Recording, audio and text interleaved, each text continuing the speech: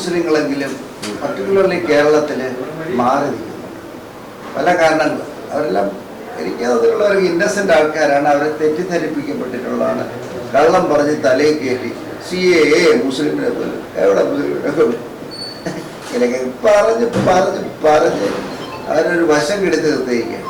എടുത്ത് മാറി നിൽക്കുക. ഇവരെയൊക്കെ ഒന്ന് ചേർത്ത് നിർത്തി ഇവരെ കൂടെ ഭരണത്തിൽ കൊണ്ടുവന്ന് ഭരണത്തിൻ്റെ പങ്കാളിയായി ഒരു Muslim dominated district, example Malappuram of Kerala, ഫുള്ളായിട്ട് ഡെവലപ്പ് ചെയ്യാനുള്ള റെസ്പോൺസിബിലിറ്റിയാണ് മോഡിജി തന്നിരിക്കുന്നത്. അപ്പോൾ അതിന് നിങ്ങൾ കൂടെ ഞങ്ങളെ കൂടെ ചേർന്ന് നിൽക്കുകയാണെങ്കിൽ നമുക്കൊരു 5 കൊല്ലത്തേക്ക് ഒരു ഡെഫിനറ്റ് അജണ്ട നമ്മളുണ്ട്. Already we have prepared development agenda for Malappuram. അത് ഒന്നിച്ച് പോകണമെങ്കിൽ നിങ്ങളിപ്പോൾ എന്നെ തന്നെ എന്താണ് അയക്കണമെന്നില്ല, മുസ്ലിം ലീഗുകാരെ കൂട്ടാളിയാക്കിയാലും മതി. അതായത് മുസ്ലിം ലീഗ് എന്ന് മാത്രമല്ല മലപ്പുറം ജില്ല, എനിക്ക് അങ്ങനെ പറയാൻ ഇഷ്ടം. മുസ്ലിങ്ങളെന്ന് മാത്രം പറഞ്ഞാൽ അതിൽ സുഖമില്ല. 70% 30% മലപ്പുറത്തെ മനുഷ്യർ ഒന്നിച്ച് കേട്ടോ. കൂടുതൽ മൈനോറിറ്റി ഉള്ളതുകൊണ്ട് മൈനോറിറ്റി, ഇന്ത്യയിലെ മൈനോറിറ്റി, ഇവിടെ ഒരു മെജോറിറ്റിയാണ്, ചേർന്ന് നിന്ന് ഒരു മാൻഡേറ്റ് കിട്ടിക്കഴിഞ്ഞാൽ തീർച്ചയായിട്ടും മലപ്പുറത്തിൽ വമ്പിച്ച ഡെവലപ്മെൻറ്റ് ഷോർട്ട് പീരീഡിലുണ്ടാവും. എങ്ങനെ മാറ്റണം, എങ്ങനെ ഒരു മോഡൽ മൈനോറിറ്റി ജില്ല ആക്കി മാറ്റണം എന്നുള്ളതിന് ഡെഫിനിറ്റ് റിട്ടൺ അജണ്ട ഉണ്ട്. അത് വെച്ച് തന്നെ പോകും. അപ്പോൾ അതിനാകെ വേണ്ട നിങ്ങളുടെയൊക്കെ നമ്മുടെ സിറ്റിസൺസിൻ്റെ ഒരു മാൻഡേറ്റ് വേണം. മാൻഡേറ്റ് തന്നാലും ഒരു പക്ഷേ തന്നില്ലെങ്കിലും ഈ ഡെവലപ്മെൻറ്റ് പാക്കേജ് പോകും, സംശയം വരും. തന്നാൽ കുറച്ചുകൂടെ ആർജവത്തോടെ കൂടെ പോയിരിക്കും. അല്ല ഇപ്പോൾ സ്ഥിരമായിട്ട് അയക്കുന്ന പോലെ അവിടെ ബോയ്ക്കോട്ട് ചെയ്യാൻ MP മാരെ അയക്കുകയോ ഓപ്പോസിഷൻ MP മാരെ അയക്കുന്നതിന് പകരം പ്രാവശ്യം നിങ്ങൾ മാറി ചിന്തിക്കണം, ഭാഗമാകണം, മുഖ്യധാരയിൽ വരണം. ഈ പറഞ്ഞ കള്ളപ്രചരണങ്ങൾ ഒന്നുകൊണ്ടത് പഠിച്ചാൽ മതി. ഞങ്ങൾ ശരിയാണോ എന്നൊന്ന് ആലോചിച്ചാൽ മാത്രം മതി. ഇപ്പം ഇന്നലെ കേട്ടു പിണറായി വിജയൻ നമ്മുടെ ചീഫ് മിനിസ്റ്റർ പറഞ്ഞു ഞാനിവിടെ നടപ്പിലാക്കില്ല. അങ്ങനെയൊക്കെ നടപ്പാക്കാൻ അങ്ങേക്കൊന്നുമില്ല, അങ്ങനെയല്ല നടപ്പാക്കുന്നത്. ഒന്ന്. രണ്ടാമത് ദോഷമുള്ള കാര്യമല്ല, മുസ്ലിങ്ങൾക്ക് ഗുണമുള്ള കാര്യമാണ്.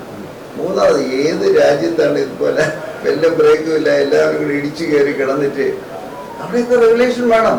നമ്മൾ ഏത് രാജ്യത്ത് പോയാലും സ്ട്രിക്റ്റായിട്ട് വേണം.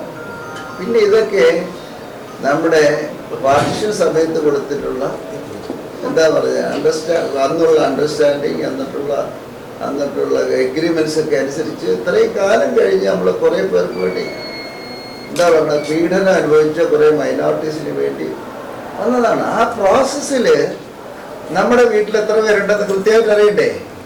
അത്രേ ഉള്ളൂ. ഇവരൊക്കെ പറഞ്ഞ മുസ്ലിങ്ങൾക്ക് ബാധിക്കുമെന്ന്.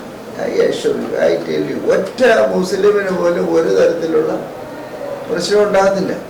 ഒരു പക്ഷേ ബംഗ്ലാദേശിൽ നിന്നൊക്കെ കയറി പെനിട്രേറ്റ് ചെയ്ത് ഇൻട്രൂഡ് ചെയ്ത് കിടക്കുന്ന ഇല്ലീഗൽ മൈഗ്രൻസ്, ഇവിടെ ടെററിസം ഉണ്ടാക്കുന്നവർ, ഇവിടെ വെൻഡ്രാക് മാഫിയ, അല്ലെങ്കിൽ നമ്മളിവിടുത്തെ ആൾക്കാരുടെ സ്വൈര്യം നശിപ്പിക്കുന്നവരെയൊക്കെ ചെയ്യേണ്ടി വരും ചിലപ്പോൾ. ആ പ്രോസസ്സില്ല പൂർവ്വം ചിലർ അങ്ങനെ ബുദ്ധിമുട്ട് വരും. അല്ലെങ്കിൽ ഇത് ക്ലീനിങ് പ്രോസസ്സാണ്. Every government should do that. അതിന് ഇവർ പറയണ എന്നതാ മുസ്ലിങ്ങളെ മാത്രം, മുസ്ലിങ്ങളെ കൊണ്ടുവരാൻ ഒക്കത്തില്ല. കാര്യം അന്നത്തെ അണ്ടർസ്റ്റാൻഡിങ് അനുസരിച്ചിട്ട് മൈനോറിറ്റീസ് ഓഫ് അതർ ന്യൂട്രൽ, ഇവിടുത്തെ മൈനോറിറ്റീസ് അങ്ങോട്ട് പോകണം. അതാണ് ഇതിനെ നമ്മൾ മാറി മാറി ചിന്തിച്ച് എന്താ പറയുന്നത്. BJP ഇന്നലെ ഒരു മുസ്ലിം ഡോമിനേറ്റഡ് കോളേജിൽ ഞാൻ ചെന്നപ്പോൾ അവിടുത്തെ നേതാവ് ഞാൻ ചെന്ന് പറഞ്ഞാൽ ഞാൻ ഒരു NDA കാൻഡിഡേറ്റാണ്. ഉടനെ ആ മനുഷ്യൻ നിങ്ങളെപ്പോലെ എത്ര ഒരു ലീഡറാണ് അവിടെ ഇരിക്കുന്നത്, മാനേജറായിട്ടാണ്, നിങ്ങൾക്ക് ഞാൻ വോട്ട് വരില്ല എന്ന് പറഞ്ഞു. എന്നോട് പറയാം എനിക്ക് സത്യം പറയാൻ ഒന്ന് കത്തി കയറിയിട്ടുണ്ട്, ഒരു കത്തി കയറിയതൊക്കെ തോന്നി ആദ്യം. അപ്പോൾ ഞാൻ പറഞ്ഞു ശരി വേണ്ട പറയും. എൻ്റെ റീസൺ എന്ന് പറയാം, നിങ്ങൾ എന്താണ് മതഭ്രാന്തന്മാരാണ്, മതപാർട്ടിയാണ്, നിങ്ങൾ RSS ആണ്, നിങ്ങൾ സംഖ്യയാണ്, നിങ്ങൾ കൊള്ളത്തില്ല. ഞാൻ ചോദിക്കുന്നത് ഇതേ കാര്യം അപ്പുറത്ത് തിരിച്ചവർക്ക് പറഞ്ഞൂടെ? നിങ്ങൾ മതഭ്രാന്തന്മാരാണ്, നിങ്ങൾ അല്ലെങ്കിൽ ഇന്നതാണ്, ടെററിസ്റ്റാണ്, അതാണ് ഇതാണ്, നിങ്ങളെ ഞാൻ നോക്കില്ലെന്ന് അവർക്കും പറഞ്ഞൂടെ, തിരിച്ചും പറഞ്ഞൂടെ? ഇത് കാണാതെ കണ്ണുമടച്ചുണ്ട് അധിക്ഷേപിക്കുക. I was so shocked. ഷേഖേൻ്റെ അടുത്ത് കയ്യിൽ ഷേഖേൻ്റെ തരാത്ത ആൾക്കാരുണ്ട്. നമ്മുടെ ഇവിടുത്തെ മനുഷ്യർ ഇത്രയും വിദ്യാഭ്യാസം വരുന്നിട്ട് മുന്നോട്ട് വരുന്നില്ല എന്നുള്ള ദുഃഖം. എനിക്ക് അവരോട് വിഷമമില്ല. കാര്യം അവരെ പറഞ്ഞ് തലയിലെല്ലാം പോയിസൺ കയറ്റി, എന്താ പറയണത്, നേഷനോട് എതിർപ്പ്, നമ്മുടെ മതം അല്ലാത്തവരെല്ലാവരും എതിർപ്പ്. നിങ്ങൾ തന്നെ പറയാം, നിങ്ങൾ ഇപ്പോൾ ദാറുൽ ഉലൂം അറബിക് കോളേജ് നടത്തും, നമ്മുടെ ഖുറാനിൽ എവിടെയെങ്കിലും പറയുന്നുണ്ട് ഈ അന്യജാതിക്കാരെ നമ്മൾ അകറ്റി നിർത്തണം? പക്ഷെ നമ്മൾ മലപ്പുറത്ത് പ്രാക്ടീസ് ചെയ്യുന്ന എല്ലാവരും കെട്ടിപ്പിടിച്ചോണ്ടല്ലേ അല്ലേ? ആരെങ്കിലും ഇത്രയും 70-30 കിടക്കും, 70-30 ഉള്ളിടത്ത് ഒരു അടിയുണ്ടോ, ഒരു വഴക്കുണ്ടോ അല്ലേ? അപ്പോൾ നമ്മൾ രാഷ്ട്രീയം പറയുമ്പോൾ ഇതൊക്കെ പറയും. സാധാരണ ജീവിതത്തിൽ നമ്മൾ കെട്ടിപ്പിടിച്ചാണ് ജീവിക്കുന്നത്.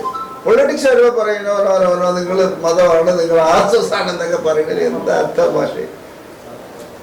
അതുകൊണ്ട് എനിക്ക് എൻ്റെ സുഹൃത്തുക്കളോടും എൻ്റെ ജാതിയിൽപ്പെട്ടവരോടും പ്രത്യേകം അറിയിക്കാനുള്ളത്, നമുക്ക് മാറി നിൽക്കുന്ന കാലാവസ്ഥ മാറ്റിയിട്ട് ചേർന്ന് നിന്ന് ഭരണത്തിൽ നമ്മൾ വരണം. ഭരണത്തിൽ നമ്മുടെ ഇവിടുത്തെ ഈ മൈനോറിറ്റീസ് കൂടുതൽ നമ്മൾ കൊടുക്കുന്നത്, ഇവിടുത്തെ നമ്മുടെ ആൾക്കാർ വരണം, വന്നിട്ട് ഭരണത്തിൽ പങ്കിടണം, മലപ്പുറം ഡെവലപ്പ് ചെയ്യണം, മുഖ്യധാരയിൽ കൂടെ ചേർന്ന് നിൽക്കണം. ഇത്രയൊക്കെ ഉള്ളൂ. മോഡിയുടെ ആഗ്രഹം തന്നെയാണ് ഇവിടുത്തെ മൈനോറിറ്റി ഡിസ്ട്രിക്റ്റുകളെ മോഡൽ ഡിസ്ട്രിക്റ്റുകളാക്കി മാറ്റണം എന്നുള്ളത്. ആ ഒരു അജണ്ടയായിട്ടാണ് വന്നിരിക്കുന്നത്. അല്ലാതെ മുസ്ലിം മുസ്ലിമിനെ എതിർക്കാനല്ല, മുസ്ലിം ലീഗിനെ തോൽപ്പിക്കാനല്ല. We want somebody from here as a representative in sharing the power. അത്രേ ഉള്ളൂ നമ്മുടെ അജണ്ട. ഓക്കെ, സാറ് പറഞ്ഞതിൽ വളരെ സന്തോഷമുണ്ട്. നമ്മളെ സംബന്ധിച്ചിടത്തോളം നമ്മുടെ ഇന്ത്യൻ ജനാധിപത്യത്തിൽ വിശ്വസിക്കുന്നു, കൃത്യമായിട്ട് ഡെമോക്രസിയിൽ വിശ്വസിക്കുന്നു, ഇന്ത്യൻ ഭരണഘടനയിൽ 100% വിശ്വസിക്കുന്ന ആളുകളാണ്. ഭരണഘടന നൽകുന്ന നമ്മുടെ അവകാശങ്ങൾ ആരാണ് വകവെച്ചത് എന്നത് അവരോട് വിധേയത്വമുണ്ട്. അതേസമയത്ത് അടുത്ത കാലത്ത് ഇന്ത്യ ഭരിക്കുന്ന ഇന്ത്യ മുന്നണിയിൽ നിന്ന് അല്ലെങ്കിൽ ഇപ്പോഴത്തെ NDA മുന്നണിയിൽ നിന്ന് നമ്മൾ അങ്ങനെയല്ല കാണുന്നത്. വ്യത്യസ്തമായ ചില കാര്യങ്ങളുണ്ട്. അത് ഞാൻ പറയാതിരിക്കാൻ പറ്റില്ല, എല്ലാവരും ഉണ്ട്. നല്ല ദിവസം 1-2 ചോദ്യങ്ങൾ എനിക്കും ചോദിക്കാനുള്ള സാധ്യത. ഒന്ന്, മൈനോറിറ്റീസിന് ഇന്ത്യയിലെ ഭരണഘടന അവകാശമായി നൽകുന്ന ഒരുപാട് അവകാശങ്ങളുണ്ട്. ഈ കഴിഞ്ഞ 3 വർഷമായി ഇന്ത്യയിലെ വഖഫ് ഫണ്ടുകൾ മുഴുവൻ സ്റ്റോപ്പ് ചെയ്തു സ്റ്റേറ്റുകൾ. ഇന്ന് വരെ ഇന്ത്യയിലെ വഖഫ് ഫണ്ടുകൾ ഒരിക്കലും, ഇപ്പോൾ കേരള ഓരോ സ്റ്റേറ്റിനും 300 കോടിയിലധികം ഓരോ വർഷവും കിട്ടിയിരുന്നു. അത് കഴിഞ്ഞ 3 വർഷമായി ഇന്ത്യയിൽ സ്റ്റോപ്പ് ചെയ്തു. വഖഫ് ഫണ്ട് എന്ന് പറയുന്നത് അത് മുസ്ലിംസിന് മാത്രമായിട്ട് ബന്ധപ്പെട്ട, മൈനോറിറ്റി മുസ്ലിംസിനുമായിട്ട് ബന്ധപ്പെട്ട വിഷയം. എന്തിനാണ് NDA ഗവൺമെൻറ് അത് നിർത്തിയത്? ഒന്ന്, NRC സാറ് പറഞ്ഞു, ഇന്ത്യയിലുള്ള ന്യൂനപക്ഷങ്ങൾ മുഴുവനും ഇന്ന് ആശങ്കയുടെ മുന്നിലാണ്. നേരത്തെ ഇതുണ്ടായിരുന്നില്ല. ഇന്ത്യ ഭരിച്ചിരുന്ന പലരിൽ നിന്നും ഇങ്ങനത്തെ ആശങ്ക ഉണ്ടായിരുന്നില്ല.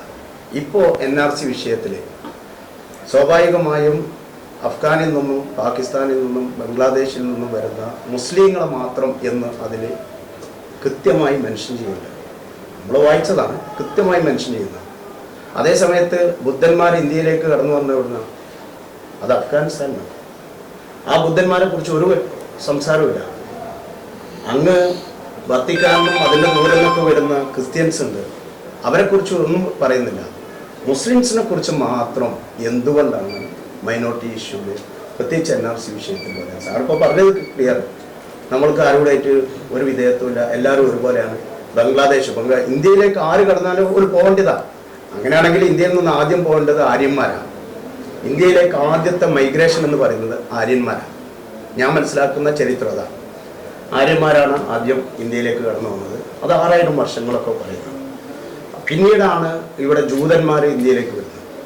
അതിനുശേഷമാണ് ക്രിസ്ത്യാനികൾ ഇന്ത്യയിലേക്ക് വരുന്നത്. അതിനുശേഷമാണ് മുസ്ലിങ്ങൾ ഇന്ത്യയിലേക്ക് വരുന്നത്. അപ്പോൾ ആദ്യം വന്നവർ പോവുകയാണെങ്കിൽ, ഇങ്ങനെ മൈഗ്രേറ്റ് ചെയ്ത ആളുകളൊക്കെ പോവുകയാണെങ്കിൽ അവർ ആദ്യമുള്ളവരൊക്കെ പോട്ടെ. പക്ഷെ മുസ്ലിംസിനെ മാത്രം ഇങ്ങനെ പ്രൊവോക്ക് ചെയ്യുന്ന ഒരു സിസ്റ്റം എന്തുകൊണ്ടാണ് ഇപ്പോൾ ഗവൺമെൻറ് സ്വീകരിക്കുന്നത്? ഞാൻ ഗവൺമെൻറ്റിനല്ല കുറ്റപ്പെടുത്തുന്നത്, സാറിന് അറിയാം. മൂന്നാമത്തത്, ഇവരുടെ സിവിൽ കോഡ് നടപ്പിലാക്കി. പുതിയ എത്ര പെട്ടെന്നാണ് സിവിൽ കോഡ് ഇന്ത്യയിൽ നിന്ന് നടപ്പിലാക്കുന്നത്? ഏക സിവിൽ കോഡ് എന്ന് പറയുന്നത് ഇന്ത്യയിലെ വസുദൈവ കുടുംബകത്തിന് യോജിച്ചതാണ്. ഞാൻ പറയുന്നത് ഹിന്ദു കമ്മ്യൂണിറ്റി എന്ന് പറയും. ഹിന്ദു എന്ന് പറയുന്ന ഒരു culture, not a religion but a culture എന്നാണ്. ഹിന്ദു കൾച്ചർ അനുസരിച്ച് ഒരിക്കലും അംഗീകരിക്കാൻ പറ്റാത്തൊരു സാധനമാണ് സിവിൽ കോഡ് എന്ന് പറയുന്നത്. അത് ക്രിസ്ത്യൻസിന് യോജിക്കാൻ പറ്റില്ല, മുസ്ലിംസിന് യോജിക്കാൻ പറ്റില്ല. ഇന്ത്യയിലുള്ള റിലീജിയസ് കമ്മ്യൂണിറ്റി എന്ന് പറയുന്നത് ആർക്കും അംഗീകരിക്കാൻ പറ്റാത്തൊരു നിയമം ഇന്ത്യൻ കമ്മ്യൂണിറ്റിയുടെ മുകളിൽ അല്ലെങ്കിൽ ഇന്ത്യയുടെ ജനാധിപത്യത്തിൻ്റെ മുകളിൽ എന്തിനാണ് അടിച്ചേൽപ്പിക്കുന്നത്? അതിൻ്റെ ലക്ഷ്യം എന്താണ്? ഏത് ഗവൺമെൻറ്റാണ്, നിങ്ങൾ UP ആണെങ്കിലും ND ആണെങ്കിലും നമ്മൾ പറയുന്നത് എന്താണ് ഇതിൻ്റെ ലക്ഷ്യം എന്നാണ്. നാലാമത്തെ ഒരു ചോദ്യമുണ്ട്. ഇന്ത്യയിലെ ന്യൂനപക്ഷങ്ങൾക്ക് ഏറ്റവും സ്വസ്ഥതയും സമാധാനം നൽകുന്നത് അവരുടെ ആരാധനാലയം മറ്റൊക്കെയാണ്. ഇതിനു മേലെ എന്തിനാണ് കയ്യേറ്റം ചെയ്യുന്നത്? അത് ഏത് ഗവൺമെൻറ് ആണെങ്കിലും, ഇനി കോൺഗ്രസ് ഗവൺമെൻറ് ആണെങ്കിലും, ഇനി മാർക്സിസ്റ്റ് പാർട്ടി ആണെങ്കിലും, അതല്ല BJP ആണെങ്കിലും, നമുക്ക് ചോദിക്കാം എന്തിനാണ് അതിൻ്റെ ആവശ്യം? യാൻബാബി പള്ളി ഇപ്പോൾ കഴിഞ്ഞ മാസം ഡൽഹിയിൽ പൊളിച്ചൊരു പള്ളിയുണ്ട്. ആ പള്ളി പൊളിക്കുന്ന സമയത്ത് ഞാൻ അവിടെ ഉണ്ട്, ഡൽഹിയിലുണ്ട്. ഇന്ത്യ ഹജ്ജ് കമ്മിറ്റിയായിട്ട് ബന്ധപ്പെട്ട ഒരു വിഷയത്തിന് വേണ്ടി മിനിസ്റ്ററെ കാണാൻ വേണ്ടിയിട്ട് സ്മൃതി ഇറാനിനെ കാണാൻ പോയതാണ് ഞാൻ. ആ സമയത്ത് രാവിലെ കേൾക്കുന്നത് പള്ളി പൊളിച്ചു. 600 വർഷം മുസ്ലിങ്ങൾ ആരാധിച്ചൊരു പള്ളി ഒരു സുപ്രഭാതത്തിൽ പൊളിച്ചു കളയുന്നു. ക്രിസ്ത്യൻ ദേവാലയങ്ങൾ പൊളിച്ചു കളയുന്നു. എന്നാൽ ഇവിടെ ഒരു ഹിന്ദു ദേവാലയം പൊളിക്കുന്നില്ല, അല്ലെങ്കിൽ ബുദ്ധ ദേവാലയം പൊളിക്കുന്നില്ല, ഒരു ക്രിസ്ത്യൻ ദേവാലയം മറ്റേ സിഖ് ദേവാലയം പൊളിക്കുന്നില്ല. എന്തിനാണ് ഈ ദേവാലയങ്ങൾ ഇങ്ങനെ പൊളിച്ചു മാറ്റുന്നത്? ഇവിടെ മൈനോറിറ്റീസിന് കൃത്യമായിട്ട് അതിൽ സമാധാനമാണോ കിട്ടുന്നത് അല്ലെങ്കിൽ അസമാധാനമാണോ കിട്ടുന്നത്? നമ്മളെ സംബന്ധിച്ച് നമ്മളിതൊക്കെ കാണുന്നു. ഇപ്പോൾ ഇന്ത്യയിലുള്ള ആരാധനാലയം ഒരിക്കലും ഒരു മുസ്ലിമിനെ സംബന്ധിച്ച് സാർ പറഞ്ഞ പോലെ ഒരു മുസ്ലിമിനെ സംബന്ധിച്ചിടത്തോളം ഒരു അമ്പലത്തിന്റെ വിഗ്രഹം വെച്ചെടുത്ത് ഒരു മുസ്ലിം തീയൂല, പള്ളി ഉണ്ടാക്കില്ല, അംഗീകരിക്കാൻ പറ്റില്ല. അങ്ങനെ ഏതെങ്കിലും പള്ളികൾ ഉണ്ടെങ്കിൽ ഇന്ത്യയിലെ 10,000 കണക്കിന് പള്ളികൾ പൊളിക്കണം എന്നുള്ള വിശ്വാസക്കാരനാണ് ഞാൻ. അതേസമയത്ത് പൂനെയിൽ പോവാം, ഔറംഗസീബിന്റെ കാലത്തുണ്ടാക്കിയ 10 പള്ളികൾ ഉണ്ടാണ്. അത് 10 പള്ളികളൊന്നും മറ്റു പല ദേവാലയങ്ങളാണ്. പക്ഷെ അവിടെ മുസ്ലിങ്ങൾ ആരാധിക്കാനില്ല എന്നുള്ളത് ശരി. അത് അങ്ങനെ പോകുന്നുണ്ട്, നമുക്ക് വിരോധമല്ല. അതേസമയത്ത് മുസ്ലിങ്ങളുടെ അവകാശപ്പെട്ട നിയമപരമായി രേഖകളുള്ള പള്ളികൾ പൊളിച്ചു മാറ്റുന്നു. അല്ലെ ക്രിസ്ത്യൻസിന്റെ ഇപ്പോൾ ഉദാഹരണം മണിപ്പൂർ നടന്ന എന്താ? മണിപ്പൂരിൽ ഒരു പക്ഷേ നമ്മൾക്ക് അവിടുത്തെ ടെററിസം മറ്റൊക്കെ പറയാം, ഞാൻ അംഗീകരിക്കുന്നു, ശരി. ക്രിസ്ത്യൻ്റെ കുറിച്ചതിൽ ഒരു പക്ഷേ ടെററിസ്റ്റുകൾ ഉണ്ടാകും. പക്ഷേ മണിപ്പൂരിൽ ഒരു വംശഹത്യ നടത്തുന്നു. ഇന്ത്യൻ പ്രധാനമന്ത്രി എന്തുകൊണ്ട് ഒരു അക്ഷരം മിണ്ടിയിൽ അവിടെ പോയിട്ട് പാർലമെന്റിൽ 24 മണിക്കൂർ സംസാരിക്കുന്ന ഇന്ത്യൻ പ്രധാനമന്ത്രിക്ക് 1 മിനിറ്റ് സമയം ആ പാവപ്പെട്ട മനുഷ്യന്മാരുടെ കൂടെ നിൽക്കാൻ കഴിഞ്ഞു? ഇന്ത്യയുടെ പ്രധാനമന്ത്രിയാണല്ലോ. നമുക്കതിലൊന്നും വിരോധമല്ല. പക്ഷെ ന്യൂനപക്ഷങ്ങൾ ഇപ്പോൾ സമാധാനത്തിലല്ല ജീവിക്കുന്നത് എന്നുള്ളത് വളരെ കൃത്യമായി നമുക്ക് മനസ്സിലാകാൻ. സിവിൽ കോഡിന്റെ വിഷയം വരുന്നതാണെങ്കിൽ ഞാൻ നേരത്തെ പറഞ്ഞ മൈനോറിറ്റി വിഷയമാണെങ്കിലും ഇപ്പോൾ നിങ്ങൾ പറഞ്ഞ മൈനോറിറ്റിയുടെ വിഷയത്തിൽ ഇന്ത്യയിൽ ഇന്ന് പ്രയാസപ്പെടുന്നത് മുസ്ലിങ്ങൾ എന്ന് ഞാൻ മാത്രം പറയുന്നില്ല. First step Muslim, second step Christians, and third step ഇതിലേക്ക് വരുമ്പോൾ ഒരു പക്ഷേ സിഖ് വരും, ജൈനർ വരും. ഇന്ത്യ എന്ന് പറയുന്നത് ഏതെങ്കിലും ഒരു മതത്തിൻ്റെ ഉള്ളിൽ മാത്രം ഒതുങ്ങണമെന്ന് ആരും സ്വപ്നം കണ്ടിട്ടില്ല. അങ്ങനെ ഗാന്ധിജി സ്വപ്നം കണ്ടില്ല. നെഹ്റു കണ്ട ഇന്ത്യ എന്തല്ല. ഒരു പക്ഷേ നെഹ്റുവിനോട് വിയോജിപ്പുണ്ടാവും, ഗാന്ധിജിയോട് വിയോജിപ്പുണ്ടാവുന്ന നമുക്ക് യാതൊരു പ്രശ്നവുമില്ല. പക്ഷേ ഇന്ത്യ എന്ന് പറയുന്ന ഏറ്റവും വലിയ നാനാത്വത്തിൽ ഏകത്വമുള്ള ഈ ഒരു ഡെമോക്രസി, ഈ ഡെമോക്രസിയെ ഏത് രൂപത്തിലാണ് BJP നോക്കിക്കാണുന്നതെന്ന് എനിക്കറിയാം. BJP എന്ന് പറയുന്ന NDA ഗവൺമെന്റ് എങ്ങനെയാണ് നോക്കിക്കാണുന്നത്? ഞാൻ വായിക്കുന്ന, ഞാൻ പഠിച്ച, അല്ലെങ്കിൽ ഞാൻ കേട്ടുകൊണ്ടിരിക്കുന്ന ചോദ്യങ്ങളെ സാറിനോട് ചോദിച്ചിട്ടുണ്ട്. ഇനി ഇതിനൊക്കെ മറികടന്നുകൊണ്ട് സാറിന് ഇന്ത്യൻ പാർലമെന്റിൽ ഒരു ശബ്ദമായി മാറാൻ പറ്റുമെങ്കിൽ യാതൊരു വിരോധമില്ല ന്യൂനപക്ഷങ്ങൾക്ക് സംരക്ഷണം നൽകാനും. അപ്പോൾ ഉദാഹരണം ന്യൂനപക്ഷ സ്ഥാപനങ്ങൾ ധാരാളമുണ്ട്, അവർക്കൊക്കെ സംരക്ഷണം നൽകാൻ സാറിന് കഴിയും. അങ്ങനെ ചെയ്യുകയാണെങ്കിൽ യാതൊരു വിരോധമില്ല, നമുക്ക് അംഗീകരിക്കും. ജനാധിപത്യ സംവിധാനത്തിൽ ജനാധിപത്യത്തിനെതിരെ ആര് നിന്നാലും ഏത് ഭാഗത്തു നിന്നാണെങ്കിലും നമുക്ക് അംഗീകരിക്കാൻ പറ്റില്ല. ഞാൻ ഇത്ര ചോദ്യങ്ങൾ എനിക്ക് ചോദിക്കാറുണ്ട്. ഞാൻ കേൾക്കുകയായിരുന്നു നിങ്ങൾ പറഞ്ഞ 6 ചോദ്യങ്ങളെ പറ്റി പ്രോപ്പറായിട്ട് നിങ്ങൾക്ക് റിപ്ലൈ തരണമെങ്കിൽ ഒരു 6 മണിക്കൂറുള്ള ഡിബേറ്റ് വേണം. അതിന് ഞാൻ തയ്യാറാണ്. എന്തായാലും ഞാൻ മനസ്സിലാക്കിയ കാര്യങ്ങൾ ഇതിനെപ്പറ്റി 1-2 സെന്റൻസ് പറയാം. ഫസ്റ്റ് നമ്പർ 1, നിങ്ങൾ വഖഫ് ബോർഡ്. വഖഫ് ബോർഡിൻ്റെ ഇന്ത്യയിലെ വഖഫ് ബോർഡുകളുടെ സ്റ്റാറ്റസ് നിങ്ങൾക്ക് അറിയാത്തതുകൊണ്ടാണ്. ഇന്ത്യയിലെ വഖഫ് ബോർഡുകളാണ് ഏറ്റവും കൂടുതൽ ലാൻഡ് കൈവച്ചിരിക്കുന്നത്. 1, ഈ വഖഫ് ബോർഡുകളാണ് ഏറ്റവും കൂടുതൽ ചൂഷണവും കറപ്ഷനും നടത്തി പല ആൾക്കാർ കൊള്ളയടിച്ചുകൊണ്ട് പോകുന്നത്. 3ാമത്, ഈ വഖഫ് ബോർഡുകളെ പറ്റിയാണ് ഏറ്റവും കൂടുതൽ കംപ്ലൈൻ്റ് ഉണ്ട്. ഒന്നുമില്ലെങ്കിലും ബാംഗ്ലൂർ പോയി നോക്കും, കർണാടകയിൽ. ഞാൻ അവിടെ പ്രഭാരിയൊക്കെ ഞാൻ അറിഞ്ഞതാണ്. ജനപദാന 1000കണക്കിന് പരാതികൾ എല്ലാം അടിച്ചു വെളിയിൽ കളയണം. അതായത് കറപ്ഷനും ഇത്രയും വലിയ സ്വത്ത്, മുസ്ലിങ്ങൾക്ക് കൊടുത്ത സ്വത്ത് കുറേ പേര് കയ്യിൽ വെച്ച് അത് എന്താ പറയുന്നത് മിസ്യൂസ് ചെയ്യുന്നത് കണ്ടിട്ട് അതിന് ഒരു എന്താ പറയുക സ്ട്രീം ലൈൻ ചെയ്ത് ഒരു പ്രൊസീജിയർ കൊണ്ടുവരുന്നതിന് വേണ്ടി താൽക്കാലികമായി ചെയ്തിരിക്കുന്ന ഒരു നടപടിയാണ്. അല്ലാതെ മുസ്ലിം വഖഫ് ബോർഡുകളെ നിരത്തിക്കളയാനുള്ള പരിപാടിയല്ല. 1. 2ാമത് നിങ്ങൾ പറഞ്ഞ ഏതാ ചോദ്യം? 2ാമത് മൈനോറിറ്റീസിൽ ഉണ്ടാകുന്ന പ്രശ്നങ്ങൾ. മൈനോറിറ്റീസിന്റെ ആശങ്ക നിങ്ങൾക്ക് എങ്ങനെ നീക്കാൻ പറ്റും? ഞാൻ ഒരു കാര്യം ഞാൻ പറയാം. നിങ്ങൾ സൗദി അറേബ്യയിൽ പോയി നോക്കുക ആസ് എ മുസ്ലിം, UAE പോയി നോക്കുക ആസ് എ മുസ്ലിം, എത്രയോ മുസ്ലിയാക്കന്മാർ എന്നെ പറഞ്ഞിട്ടുണ്ട്. ഇന്ത്യയിലുള്ള ഫ്രീഡം, ഇന്ത്യയിലുള്ള കംഫർട്ട്, ഇന്ത്യയിലുള്ള ലിവിങ് ഫ്രീഡം വേറെ ഇസ്ലാമിക് രാജ്യങ്ങളിൽ പോലും ഇല്ല.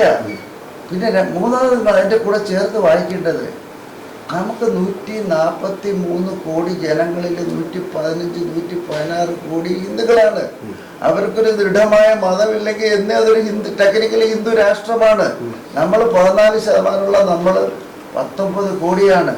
നമുക്ക് കോൺസ്റ്റിറ്റ്യൂഷനിൽ തന്നെ ജനറൽ റൈറ്റ്സ് ഉണ്ട് എന്ന് പറയാൻ 143 കോടി ആൾക്കാർക്കുള്ള റൈറ്റ് ഉണ്ട്. മൈനോറിറ്റി ഈ 19 പ്ലസ് ക്രിസ്ത്യൻസ് എല്ലാം കൂടെ 24, 25 നമുക്ക് സ്പെഷ്യൽ റൈറ്റുമുണ്ട്. മൈനോറിറ്റിക്ക് ഒരു സ്പെഷ്യൽ മിനിസ്ട്രി ഉണ്ട്. 10 മുതൽ 12,000 കോടി എല്ലാവർക്കും സ്പെഷ്യലായിട്ട് വെച്ചിട്ടുണ്ട്. Reservation rights, scholarship rights, what not. ഇത്രയും കോടികളും സ്പെഷ്യൽ പ്രോഗ്രാംസും ഡംപ് ചെയ്യുന്ന ഒരു രാജ്യവും ലോകത്തില്ല. പക്ഷെ നമ്മൾ വെളിയിൽ പറയുന്ന നമ്മുടെ ഓപ്പോസിഷൻകാർ പറയുന്നത് ഈ 10 കൊല്ലം ഭരിക്കാതിരുന്നത് കൊണ്ടുള്ള ഒരു തേഴ്സ്റ്റ് ഉണ്ടല്ലോ, ഭരണം പിടിച്ചെടുക്കുന്ന ഒരു തേഴ്സ്റ്റ് ഉണ്ട്. അതിൽ ഇവരെന്ത് ചെയ്യും? ഈ ഡോക്യുമെന്റ്സ് എല്ലാം വായിച്ച് ഇവരോട് പറഞ്ഞു കൊടുക്കുക എന്ന് പറഞ്ഞാൽ ഒരു വലിയ കാര്യമാണ്. ഇവർ പ്രചരിപ്പിക്കുന്നതെല്ലാം പച്ചക്കള്ളമാണ്. മൈനോറിറ്റീസിനൊരു ഹെവനാണ് ഇന്ത്യ എന്നുള്ളത് എനിക്ക് യാതൊരു സംശയമില്ല. 2 മൂന്നാമത്തെ എന്താ ചോദിച്ചത്? ക്ലാരിഫൈ ചെയ്യുന്നത് നല്ലതാണ്. ഞാൻ പറഞ്ഞത് ഞാൻ നിങ്ങൾ ഒരു മണിക്കൂർ എന്നോട് ഇരിക്കാൻ സന്തോഷമുള്ള കാര്യമാണ്. ഈ സാർ ഇപ്പോൾ പറഞ്ഞൊരു വിഷയം, മൈനോറിറ്റിന്റെ വിഷയത്തില് Saudi Arabia not a democratic country. നമ്മളൊരു അറബ് കൺട്രീസ് അല്ലെ, അറബ് രാജ്യങ്ങളെ അല്ലെങ്കിൽ മുസ്ലിങ്ങൾ രാജ്യം പോലെ ഇന്ത്യ ജനാധിപത്യ രാജ്യം സർ. ഒരു ഇസ്ലാമായിട്ട് ഇന്ത്യയിൽ ജീവിക്കുന്നത് അവർ സ്വാതന്ത്ര്യമില്ല. ഞാൻ വിശ്വസിക്കുന്നു ഇസ്ലാമിക് സ്വാതന്ത്ര്യം അവർക്ക് സ്വാതന്ത്ര്യം. പള്ളിയിൽ ചെന്നിട്ട് എല്ലാം വായി വരുന്നതൊക്കെ വിളിച്ചു പറയാൻ പറ്റുമോ? ഒരുപാട് പറയില്ല. ഇന്ത്യൻ ജനാധിപത്യം അത് അനുവദിക്കുന്നുണ്ട്. ഇന്ത്യൻ ജനാധിപത്യം, ഇന്ത്യൻ ഭരണഘടനയിൽ ഏതൊരു മതവിശ്വാസിക്കും അവരുടെ മതവിശ്വാസം. രണ്ടാമത്തെ സാർ പറഞ്ഞ വഖഫ് വിഷയത്തിൽ പറഞ്ഞു. വഖഫ് വിഷയത്തിൽ അങ്ങനെ അല്ലല്ലോ സാർ. ഞാൻ ആ വഖഫ് ആക്ട് പഠിച്ചുകൊണ്ടാണ് എനിക്ക് തോന്നിയത്. ആക്ടിന്റെ കാര്യമല്ല ഞാൻ പറഞ്ഞത്. വഖഫിന്റെ പ്രാക്ടീസ് വന്നപ്പം നമ്മൾ അതിന് വഖഫ് ഡിപ്പാർട്ട്മെന്റ്, വഖഫിന്റെ ബോർഡുകൾ കൈകാര്യം ചെയ്യുന്നവര് അവർ ഗോൾഡ് മൈൻ ഇതിനു വേണ്ടി കുറെ ആൾക്കാർക്ക് അതിനെ സ്മഗിൾ ഔട്ട് ചെയ്യുന്നതിന്, അതിന്റെ ലാൻഡ്, അതിന്റെ റിസോഴ്സസ് ഒക്കെ മിസ്യൂസ് ചെയ്യുന്നതിന്, കുറെ കൈകളിലേക്ക് പോകുന്നതിന് നമ്മുടെ രാഷ്ട്രീയക്കാർ ചെയ്യുന്ന പോലെയുള്ള ഒരു പ്രക്രിയയായി മാറിയപ്പോൾ ഗവൺമെന്റ് ഇടപെടേണ്ടി വന്നു. എന്തുകൊണ്ട് ഇടപെട്ടു? ഈ വഖഫ് ബോർഡിലുള്ള ആൾക്കാരും മുസ്ലിങ്ങളുടെ ആവശ്യപ്രകാരമാണ് ഇടപെട്ടത്. എന്തിനൊക്കെയാണ് ഇടപെടുന്നു? അതൊന്ന് സ്ട്രീം ലൈൻ ചെയ്ത് പാവപ്പെട്ടവന് ഗുണം ചെയ്യത്തക്ക രീതി വരുന്നതിന് വേണ്ടി നല്ലത്. പക്ഷേ ഇന്ത്യയിലെ വഖഫ്, നിലവിലുള്ള വഖഫ് കേരളത്തിലെ ഏറ്റവും വലിയ വഖഫ് സ്ഥാപനത്തിലാണ് നമ്മൾ പിരിച്ചത്. 1200 ഏക്കർ സ്ഥലം. 7000 ഏക്കർ അല്ല, അതവിടെ ഉണ്ട്. നമ്മളെ കേരളത്തിൽ ഇത്ര വലിയ വഖഫ് ആദ്യം 1800 ബോർഡിന് എന്തെങ്കിലും പ്രശ്നമുണ്ടെങ്കിൽ നിങ്ങൾ പറയൂ. അല്ല സാറേ, നമുക്ക് പറയാനുള്ളത് ഇന്ത്യയിൽ 1871 വഖഫ് ചെയ്ത ഈ സ്ഥാപനങ്ങളിലെ സ്ഥലങ്ങൾ അന്യാതീതമായിട്ട് സർക്കാർ ചെയ്യേണ്ടത്. സെൻട്രൽ വഖഫ് ബോർഡും അല്ലെ സെൻട്രൽ മൈനോറിറ്റി ഇതും ചെയ്യേണ്ടതാണ്. ഈ സ്വത്തുക്കളെ മുഴുവൻ തിരിച്ചെടുക്കാൻ ഒരു സർവേ നടത്തുക. അത് സാറിനോട് എനിക്ക് പറയാനുള്ള സർവേ നടത്തുക. ഇതിലൊക്കെ ഞങ്ങൾ തീരുമാനിച്ചിരിക്കുന്നത് എങ്ങനെയെന്നറിയാം. ഇവിടുത്തെ മുസ്ലിം സമൂഹത്തെ കൂടെ കോൺഫിഡൻസിലെടുത്ത് അവരുടെ അംഗങ്ങളൂടെ ഞങ്ങളുടെ ഭരണത്തിലേക്ക് വന്ന് നമ്മുടെ പവർ ഷെയറിങ്ങിൽ വന്ന് അവരുടെ ആഗ്രഹവും അവരുടെ കംഫർട്ടും അനുസരിച്ച് ഇതിലേക്ക് സ്ട്രീം ലൈൻ ചെയ്യാനാണ് ഞങ്ങൾക്ക് താല്പര്യം. അല്ലാതെ വൺ സൈഡഡ് ആയിട്ട് വഖഫിനെ ആക്രമിക്കുകയോ അല്ലെങ്കിൽ ക്രിസ്ത്യൻ, അത് നമ്മുടെ പോളിസിയല്ല. നമ്മുടെ പോളിസി കഴിയുന്നത്ര ഇവരെ കൂടെ ചേർത്ത് നാടിന് കൊള്ളാവുന്ന, മനുഷ്യർക്ക് കൊള്ളാവുന്ന രീതിയിൽ ഭരണത്തെ റീമോൾഡ് ചെയ്യുക എന്നുള്ളതാണ് നമ്മുടെ ഫിലോസഫി. ചെയ്യട്ടെ. മൂന്നാമത്തത് നമ്മൾ ഞാൻ ചോദിച്ചത് സിവിൽ കോഡിനെ കുറിച്ച്. ഞാൻ മെനിഞ്ഞാന്ന് ഏത് സ്ഥലത്ത് പോയത്, വള്ളിക്കുന്ന് മണ്ഡലത്തിൽ ചെന്നപ്പോഴത്തേക്ക് ഒരു മുസ്ലിം സ്ത്രീ, അവർ ഷീമേണ്ടി അറൌണ്ട് 40 വയസ്സുള്ള ഒരു സ്ത്രീ, അവർ പറഞ്ഞു ഞാൻ BJP ചേരുന്നു. അപ്പൊ അദ്ദേഹം എന്നോട് പറഞ്ഞു അദ്ദേഹത്തെ ഒരു ഷാൾ അണിക്കണം. ഞാൻ ഷാൾ അണിച്ചു. എന്നിട്ട് ഞാൻ അവർക്ക് ചോദിച്ചു, മാഡം എനിക്കൊരു ചോദ്യമുണ്ട്, നിങ്ങൾ എന്തുകൊണ്ടാണ് മുസ്ലിങ്ങൾ കൂടുതൽ ഇതിനെ നോ പറയുന്ന ഒരു പാർട്ടിയിൽ നിങ്ങൾ എന്തുകൊണ്ടാണ് ചേർന്നതെന്ന് പറഞ്ഞു. സാറ് 2 കാര്യമുണ്ട് എനിക്ക് പറയാം. ഒന്ന്, മുത്തലാഖ്. എനിക്ക് ഒരു മോളാവുന്നത്. മുത്തലാഖ് നിരോധിക്കാൻ മോഡിജിക്ക് മാത്രമേ കഴിയൂ. എൻ്റെ മോൾ ഇപ്പം സേഫാണ്. അത് കണ്ട കാര്യം നമ്പർ 1. രണ്ടാമത്, സാറേ യൂണിഫോം സിവിൽ കോഡ് കൊണ്ടുവന്നില്ലെങ്കിൽ നാളെ മോഡിജി കൊണ്ടുവരും. എൻ്റെ സേഫ്റ്റി, എൻ്റെ സ്വത്തുക്കള് വഴിവിട്ട് പോകത്തില്ല, എൻ്റെ മക്കൾക്ക് തന്നെ കിട്ടും. ഉടനെ അവരുടെ ഭർത്താവ് ചാടി. സാറേ അത് മാത്രമല്ല, എനിക്കൊരു കാര്യം പറയണം. 10 കൊല്ലം മുമ്പ് സാറ് നോക്കി ഇന്ത്യയുടെ സർവ്വ റിസോഴ്സസും റോബ് ചെയ്ത് പോയ ഭരണങ്ങൾ മാറി മാറി വന്നാണ്. കഴിഞ്ഞ 10 കൊല്ലം സാറ് നോക്ക്, ഡെവലപ്മെന്റ് എന്ത് ഫാസ്റ്റ്, കറപ്ഷൻ എവിടെയെങ്കിലും. സാധാരണ ഒരു BJP കാരൻ പറയുന്ന അതേ സ്പീഡിലാണ് ഈ മനുഷ്യൻ പറയുന്നത്. He is so happy, developmental philosophy. അതാണ് ഒരു മുസ്ലിം സ്ത്രീയും അവരുടെ ഹസ്ബൻഡും പറഞ്ഞത്. ഇനി നിങ്ങൾ ഇതിൽ കൂടുതൽ ഞാൻ എന്ത് അതാർക്കും സ്വാഭാവികമാണ്. ജനാധിപത്യത്തിൽ ഏതൊരു പാർട്ടിയിലും ആർക്കും വിശ്വസിക്കാം. എന്നെ സംബന്ധിച്ചിടത്തോളം ഞാൻ കോൺഗ്രസ്സുകാരനല്ല, ഞാനൊരു ലീഗുകാരനല്ല. ഞാൻ എല്ലാ കുട്ടികളും ചെയ്യുന്നുണ്ട്. നന്മകൾ മാത്രം വിശ്വസിച്ചതും ഒരു ജനാധിപത്യവാദിയാണ്. ആ നിലക്ക് എന്റെ ചോദ്യം സാർ, ഇപ്പൊ മൂന്നാമത്തെ ചോദ്യം ഞാൻ പറഞ്ഞത് മൈനോറിറ്റീസ് എന്ന് പറയുന്ന മണിപ്പൂർ പോലുള്ള NRC പോലുള്ള വിഷയങ്ങളിൽ സർക്കാരിന്റെ നിലപാടുകൾ വളരെ വ്യക്തമാണ് നിലപാട്. ഞങ്ങൾ അവിടെ പോയി ആർമി ഉണ്ടെന്ന് പറഞ്ഞ് ഇറങ്ങി ഷൂട്ട് ചെയ്ത് ആൾക്കാരെ കൊള്ളാനല്ല ഞങ്ങളുടെ ഉത്തരവാദിത്തമുണ്ട്. റെസ്പോൺസിബിൾ ഗവേണൻസ് ആണ്. അവിടെ എല്ലാവരെയും നമ്മൾ കൺസിഡർ ചെയ്യണം. അവിടുത്തെ ഇഷ്യൂ ആണ്. ഇഷ്യൂ എന്ന് പറയാൻ ഇന്ന് തുടങ്ങിയൊന്നുമല്ല, 100 കൊല്ലത്തിന് മുമ്പ് പല ഗവൺമെൻറ്റുകളും കൈവച്ചിട്ടുള്ളതാണ്. ഇന്നെന്ന് പറഞ്ഞാൽ അതിൻ്റെ ക്രക്സ് എന്ന് പറഞ്ഞു കഴിഞ്ഞാൽ എത്നിക് ഇഷ്യൂ ആണ്. 2 വംശീയ തമ്മിൽ ആരാണ് വലുത്, ആരിലാണ് നല്ല റിസോഴ്സ് ഇരിക്കുന്നത്, ആരാണ് വലുതാവുന്നുള്ള എത്നിക് കോൺഫ്ലിക്റ്റ് തന്നെയാണ്. അതിൻ്റെ കൂടെ അതിൻ്റെ കോമ്പൗണ്ട് ചെയ്ത് എവിടെയെന്നറിയാം, ഡ്രഗ് ട്രാഫിക്കിങ്ങിന് വേണ്ടി നേരത്തെ CAA കാര്യം പറഞ്ഞില്ലേ, അപ്പുറത്തുനിന്നും ഇപ്പുറത്തുനിന്നും കയറി നമ്മളിവിടെ കുഴപ്പമുണ്ടാക്കുന്ന കുറേ, അവർ പൈസ ഉണ്ടാക്കാൻ വേണ്ടി കുഴപ്പമുണ്ടാക്കാൻ കയറി കുറേ പേര്. ഇതിനെ നിർത്തണമെങ്കിൽ നോ ടൈം കയറി ഷൂട്ട് ചെയ്യാം. പക്ഷെ ഷൂട്ട് ചെയ്ത് നമ്മുടെ brothers and sisters will die. അപ്പോൾ ഇഷ്യൂ മാറും. അതിനെ വളരെ ആൾക്കാരെ വെച്ച് ഡെമോക്രാറ്റിക് ആയിട്ട് ഡിസ്കസ് ചെയ്ത് എല്ലാവരെയും കോൺഫിഡൻസ് എടുത്ത് ചെയ്യാനുള്ളതാണ്. മോഡിജി അവിടെ പോയില്ലെങ്കിലും അമിത്ഷാജി, മോഡിജി പോലെ തന്നെയാണ് അമിത്ഷാ പോണതും. അവരുടെ ടീംസ് പല പ്രാവശ്യം വിസിറ്റ് ചെയ്ത് വളരെ, I tell you, it is A very responsible governance in Manipur going on. എത്രയും വേഗം അത്ര പെട്ടെന്ന് നിങ്ങൾ പറയുന്നുണ്ടെങ്കിൽ തോക്കുകൊണ്ട് സോൾവ് ചെയ്താൽ ഒരുപാട് പ്രശ്നം വരും. അത് ശരി, വളരെ ക്ലിയർ. പക്ഷെ ഒരു കാര്യം, മണിപ്പൂരിനെ സംബന്ധിച്ചിടത്തോളം ലോക രാജ്യങ്ങളുടെ മുമ്പിൽ ഇന്ത്യ മികച്ചു നിൽക്കുന്നു, അല്ല ഇന്ത്യ ഷൈനിങ് എന്ന് പറയുന്ന ഒരു ആശയം നിലനിൽക്കുന്നു. ഒരു പക്ഷേ ഇന്ത്യയുടെ ഇപ്പോൾ ഫിനാൻഷ്യൽ മേഖലയിൽ നോക്കുമ്പോൾ ഇന്ത്യ വളരുകയാണെന്ന് ഒരു ഭാഗത്ത് പറയുന്നത്, ചിലപ്പോൾ വളരെ തകരുകയാണെന്ന് ഒരു പക്ഷേ ഒരു ഫിനാൻഷ്യൽ കാര്യങ്ങൾ എക്കണോമിക്സ് ആലോചിക്കുന്ന ആളുകൾ ഇന്ത്യ തകരുകയാണെന്ന് പറയും. പക്ഷെ ഒരു കാര്യം, ലോക രാജ്യങ്ങളുടെ മുമ്പിൽ ഇന്ത്യ അപമാനിതരായ ഒരു രംഗമാണ് മുസ്ലിം അവിടെയുള്ള ക്രിസ്ത്യൻ സ്ത്രീകളെ മുഴുവനും നടുറോട്ടിലൂടെ നഗ്നരാക്കി നടത്തിയത്. എന്തുകൊണ്ട് ഇന്ത്യൻ ഹ്യൂമൻ റൈറ്റ്സ് അല്ലെങ്കിൽ ഇന്ത്യ ഗവൺമെന്റിന്റെ ഏറ്റവും ഹ്യൂമൻ റൈറ്റ്സ് ആണ് ഇന്ത്യന്റെ റെഗുലർ ആയിട്ട് മൈക്രോസ്കോപ്പിൽ കൂടെ മോണിറ്റർ ചെയ്തുകൊണ്ട് തന്നെയാണ് ഇവിടെ ഗവേണൻസ് നടത്തിയത്. ഇന്ത്യയുടെ RNI നൽകുന്ന റിപ്പോർട്ടുകൾ മാത്രമല്ലല്ലോ നമ്മുടെ മുമ്പിലുള്ളത്. നിങ്ങൾ നേരത്തെ പറഞ്ഞു ഡെമോക്രാറ്റിക് നേഷൻ, ആർക്ക് വേണോ ആരെ പറ്റി എന്ത് വേണം പറയാം, എന്ത് വേണോ എഴുതാം, പാപ്പായെ പറ്റി പോലും എന്ത് വേണോ അങ്ങനെയുള്ള കാലാവസ്ഥയാണ് ഇവിടെ. ഇത് എല്ലാത്തിനും നമുക്ക് ലിസൺ ചെയ്യാൻ പറ്റത്തില്ല, ഉത്തരം പറയാനും പറ്റത്തില്ല. കാര്യം കണ്ണടച്ചിട്ടായി കഴിഞ്ഞാൽ എങ്ങനെ അവനെ വെളുപ്പിക്കാൻ പറ്റും? അതല്ല, നമ്മളൊക്കെ ഇവിടെ കാണുന്നുണ്ടല്ലോ, നമ്മൾ കൺമുമ്പിൽ. ഇതോട് ഞാൻ പറയുന്നത് അണ്ടർസ്റ്റാൻഡ് ഞാൻ പറയും. എനിക്കെന്തിനാ നിങ്ങളെ തെറ്റിദ്ധരിപ്പിക്കുന്നത്? നിങ്ങളെ വോട്ട് വാങ്ങിച്ച് പെട്ടെന്ന് പോയി MP ആവാനും അങ്ങനെയുള്ള കാര്യങ്ങൾ അടിച്ച് പോണ ആളൊന്നും അല്ല. ഒരു പോയിന്റ് കൂടെ എനിക്ക് പറയാൻ തോന്നിയത് പറയും. ഒരിക്കലും ആവത്തില്ല. ഈ യാൻബാബി മസ്ജിദിന്റെ മുസ്ലിം പള്ളികളൊക്കെ തകർത്തതിനെ കുറിച്ച് ഞാൻ പറയട്ടെ, ഇത് ഞാൻ സസൂക്ഷ്മം നോക്കിയതാണ്. നമ്മൾ പറയല്ലേ ബാബറി എന്ന് പറഞ്ഞ് നമ്മുടെ സാദിഖലി തങ്ങൾ എന്താ പറയുന്നത്, നിങ്ങളെ കുറെ കാലം കൂടെ ഞങ്ങൾ ഇവിടെ കെട്ടിയിടാതിരിക്കും. ഇതൊക്കെ ലീഗലി സുപ്രീം കോടതി നിങ്ങൾക്ക് വിശ്വാസമില്ലേ? സുപ്രീം കോടതി ചുമ്മാതെ ഒന്നും വിധിക്കത്തില്ല. നീണ്ട ഡിസ്പ്യൂട്ട് കഴിഞ്ഞതിന് ശേഷം അതെല്ലാം അനലൈസ് ചെയ്തതിന് ശേഷം സുപ്രീം കോടതി പറഞ്ഞു, ഇവിടെ നിങ്ങൾ അമ്പലം പണിയണം. അവിടെ അതിന് മുമ്പ് നടന്ന കാര്യങ്ങൾ ശരിയോ തെറ്റോ എന്ന് ചോദിച്ചാൽ ശരിയെന്നും തെറ്റെന്നും അപ്പുറം ഇപ്പുറം നിന്ന് പറയാം. പക്ഷെ അതിനൊരു ലീഗലായിട്ടുള്ള അമിക്കബിൾ ആയിട്ടുള്ള സൊല്യൂഷൻ വന്നു കഴിഞ്ഞാൽ വീണ്ടും അവിടെ ചൊറിഞ്ഞ് മുസ്ലിങ്ങളെ കൊണ്ട് അവിടെ കെട്ടിയിട്ടിട്ട് ഞാൻ നിങ്ങളെ സംരക്ഷകരാണ്, എനിക്ക് വോട്ട് ചെയ്യുമെന്ന് പറയുന്ന ആ ആശയമല്ല നമുക്കുള്ളത്. നമ്മുടെ ആശയം എന്ന് പറഞ്ഞാൽ ഇവർക്ക് വിഷമമുണ്ടെങ്കിൽ ഞാൻ ആ കോൺടസ്റ്റ് തന്നെ പറയാം. മോഡിജിയോട് ഞാനൊക്കെ മൈനോറിറ്റിയുടെ നാഷണൽ വൈസ് പ്രസിഡന്റാണ്. മോഡിജി ഞങ്ങളോട് പറയുമ്പോൾ ഞാൻ തന്നെ അമ്പലത്ത് പോയി. മോഡിജിട്ട് പറഞ്ഞു, സർ ഈ ഇവിടുത്തെ ആൾക്കാർക്ക് മുസ്ലിംക്ക് ഭയമുണ്ട്, അവര് ഭയം മാറ്റുകയാണ്. ഇതൊക്കെ കേട്ടിട്ട് അദ്ദേഹം കമാണെന്ന് പറയാം. നിങ്ങളുടെ ആദ്യത്തെ ടാസ്ക് എന്താണെന്ന് അറിയോ? മാറി നിൽക്കുന്ന മുസ്ലിങ്ങളെ നിങ്ങൾ അടുത്ത് ചെല്ലണം. അവരെ ചേർത്ത് നിർത്തണം. ആദ്യമേ നിങ്ങൾ അസ്സലാമു അലൈക്കും പറയണം. നിങ്ങൾ അവരെ ഗ്രീറ്റ് ചെയ്തിട്ട് ഷേക്ക് ഹാൻഡ് കൊടുക്കണം. അവരെ കൂടെ ഇരിക്കണം. അവരോട് ലിസൺ ചെയ്യണം.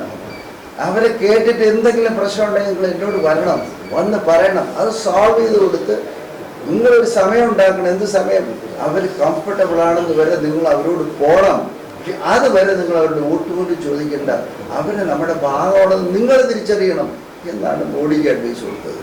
ആ അഡ്വൈസ് കൊടുത്ത മോഡിജി എന്നെ എടുത്ത തീരുമാനം മുസ്ലിം മൈനോറിറ്റീസ് കൂടുതലുള്ള ഡിസ്ട്രിക്റ്റ് മോസ്റ്റ് മോഡേൺ ആയിട്ട് ഡെവലപ്പ് ചെയ്ത് അവർക്കും ലോകത്തിനും കാണിച്ചു കൊടുക്കണം. Modiji government, BJP government is looking at Muslims with so much of care. Okay sir, വളരെ സന്തോഷം. പക്ഷെ ഒരു കാര്യം കൂടെ, ലാസ്റ്റ് ഒരു ചോദ്യം കൂടെ. ഏറ്റവും പ്രധാനമായി എനിക്ക് ചോദ്യം, ഇപ്പൊ ഇന്ത്യയില് ഇപ്പൊ ഏകദേശം നമ്മള് 400-ലധികം MP-മാരുള്ള രാജ്യം, 400-ലധികം MP-മാരുള്ള രാജ്യം. ഈ രാജ്യത്ത് ഈ പറയുന്ന NDA മുന്നണിയിൽ ഇത്ര മുസ്ലിം MP-മാരുണ്ട്? കഴിഞ്ഞ പ്രാവശ്യം ഉണ്ടായിരുന്നത് നമ്മുടെ അബ്ബാസ്, അതും എനിക്കൊന്ന് നോമിനേറ്റഡ് MP ആണ്. ഞാൻ പറയട്ടെ, നിങ്ങൾ ഞാൻ എവിടെ നിന്നിട്ട് ഈ വാച ഓടിക്കണല്ലാതെ ഒരു MP അയക്കാൻ തയ്യാറല്ലല്ലോ. ഞാൻ പറയട്ടെ, ആദ്യത്തെ റിലീസിൽ 195 MP-മാരെ പിന്നെ റിലീസ് ചെയ്തു. അതിൽ ഒരു MP ലിസ്റ്റിൽ വന്ന ഒരേ ഒരു മുസ്ലിം ഞാനാണ്. പറയാം, ഞാനാണ് വന്നത്. ഞാൻ വന്നിട്ട് പോലും ഞാൻ വന്നതെന്ന് പറയാം ചുമ്മാ ഒരു രാഷ്ട്രീയക്കാരനാവെന്ന് പറഞ്ഞ് വന്നാൽ ലാസ്റ്റ് പറയുന്നു കാലിക്കറ്റ് യൂണിവേഴ്സിറ്റി എത്ര ആത്മാർത്ഥമായി ഞാൻ നന്നാക്കാൻ ശ്രമിച്ചു. അതേ സ്പിരിറ്റോട് കൂടി, അതേ കോൺഷ്യൻസോട് കൂടി, അതേ ഫിലോസഫിയിൽ ഞാൻ ഇഷ്ടപ്പെടുന്ന മലപ്പുറം ഇവിടുത്തെ മനുഷ്യരെ, ഇവിടുത്തെ ഫുഡ് എല്ലാം എനിക്ക് ഇഷ്ടം.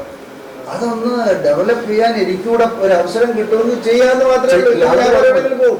എന്നിട്ട് ഞാൻ കിട്ടുന്നത് നിങ്ങൾക്ക് ഞാൻ വോട്ട് ചെയ്യില്ല, ഞാൻ നിങ്ങൾ ഷേക്ക് ഹാൻഡ് ചെയ്യില്ല എന്ന് പറയുന്ന ചിലരെ കാണുമ്പോൾ എനിക്ക് ഇന്ത്യ കമ്മിറ്റിക്ക് നിങ്ങൾ ചോദിച്ചു 195 റിലീസിൽ ഒരാൾ വന്നു. അത് അവർ വളരെ കെയർഫുൾ ആയിട്ട് ആൾക്കാരെ സെലക്ട് ചെയ്തു. ഈ ചുമ്മാ ആൾക്കാരെ എടുക്കുകയല്ല, പോയി റെക്കമെൻഡ് ചെയ്ത് എടുക്കുന്നതല്ല പാർട്ടി നോക്കുന്നത് എന്താണ്? Acceptability, winnability, character, ability, education, intelligence. ഒരു MP ആയിട്ട് എടുത്താൽ ഈ ഒരു കോൺസ്റ്റിറ്റ്യൂൻസി വന്നു കഴിഞ്ഞാൽ his ability to prepare programs and projects, develop that state. അല്ലാതെ ചുമ്മാ പോയി DA മാച്ച് അവിടെ പോയി ബോയ്ക്കോട്ട് ചെയ്യുന്ന ആൾക്കാരെല്ലാവർക്കും വേണ്ടത്. അത് കൺസിഡർ ചെയ്തുകൊണ്ട് ഈ 2047 വികസിത ഭാരതിലെ 760 ഡിസ്ട്രിക്റ്റിനെയും ഭംഗിയായിട്ട് സുസ്ഥിരമായി ഡെവലപ്പ് ചെയ്യുന്ന മെഗാ പ്രോജക്റ്റാണ്. സാർ ഈ പറഞ്ഞ ക്വാളിറ്റീസ് ഒക്കെ നിലനിൽക്കുന്ന MP-മാരാണോ ഓൾറെഡി ഇന്ത്യയിലുള്ളത് എന്തെന്ന് ഞാൻ പറയുന്നത്? ഞാൻ പറയുന്നത് മോഡി 1 മോഡിജി കുറെ കാര്യം പഠിച്ചു. അത് കഴിഞ്ഞ് മോഡിജി 2 വന്നപ്പോഴത്തേക്ക് കുറച്ചുകൂടെ മാറി. മോഡി 3 വരുമ്പം നിങ്ങൾ നോക്കിയുള്ളൂ, ആ team will be much better. Intellectual അവിടെയൊക്കെ മോഡിയുടെ ഫിലോസഫി എന്താണെന്നറിയോ? ഈ വരുന്ന MP-മാര് 143 കോടി ജനങ്ങളെയും ഒരുപോലെ കാണാനും ഒരുപോലെ ചേർത്ത് പിടിക്കാനും എല്ലാവരെയും ശ്രദ്ധിക്കാനും അവരുടെ പ്രശ്നം സോൾവ് ചെയ്ത് കൊടുക്കാനും മാനുഷികപരമായി ചേർന്ന് നിൽക്കാനും കഴിവുള്ളവർ മതി എന്നാണ് അദ്ദേഹം അല്ല ഒരിക്കലും പറയാം. അത് കാര്യം മൈനോറിറ്റീസിന് വേണ്ടി മോഡി ഗവൺമെന്റ് ചെയ്തിട്ടുള്ള പ്രോജക്ട്സും പ്രോഗ്രാംസും വേണമെങ്കിൽ ഈ give me 1 hour time, I will bring everything and show you. അറിയുന്നത് നിങ്ങൾ വായിക്കുന്നോ അറിയുന്നതും കൂടുതലും ഈ ഇന്ത്യ ടീം പ്രചരിപ്പിക്കുന്ന കാര്യങ്ങളാണ് വായിക്കുന്നത്. ഒരാൾക്ക് ഒരു സ്റ്റോറിയെ പറ്റി എന്തെല്ലാം വിവിധ വെർഷനിൽ എഴുതണം. നിങ്ങൾ വായിക്കുന്ന എല്ലാം മ്യൂട്ടിലേറ്റഡ് വെർഷൻസ്, അല്ലെങ്കിൽ സ്യൂഡോ വെർഷൻസ്, അല്ലെങ്കിൽ അൺറിയലിസ്റ്റിക് വെർഷൻസ് ആണ്. നമുക്ക് ശരി കാണാൻ നമുക്ക് മനസ്സില്ല. ആയിക്കോട്ടെ സാർ, ഏതായാലും പിന്നെ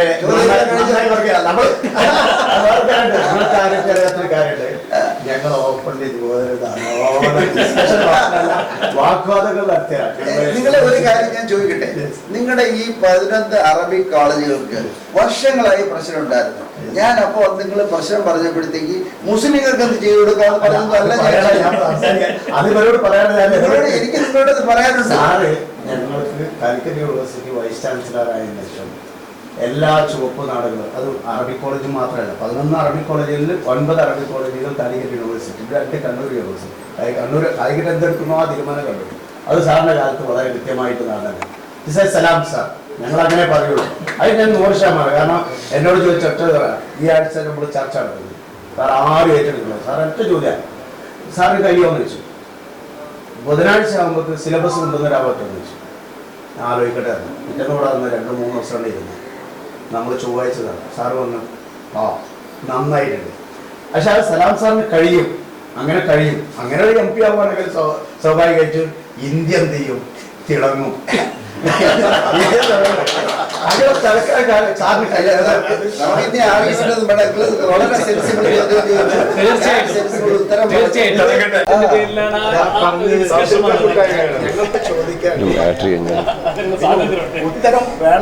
വാർത്തകൾ നേരത്തെ അറിയാൻ ഫേസ്ബുക്ക് പേജ് ലൈക്ക് ചെയ്യൂ, ചാനൽ സബ്സ്ക്രൈബ് ചെയ്യൂ.